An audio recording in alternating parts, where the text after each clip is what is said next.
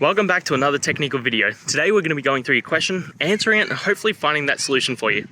Now, remember to stay just a little bit crazy like me, and hopefully you get to that resolution. Now let's continue on.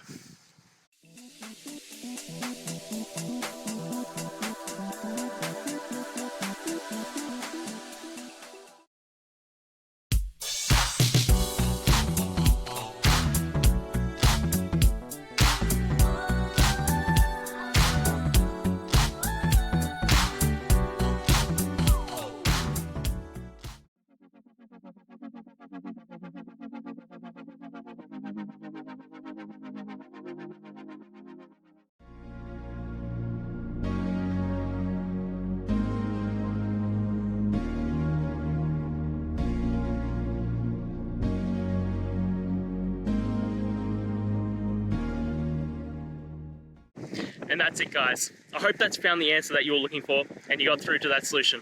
If you did, please hit the subscribe button. I'd really appreciate it. And until the next time you have a technical issue, I'll see ya. Have a good one.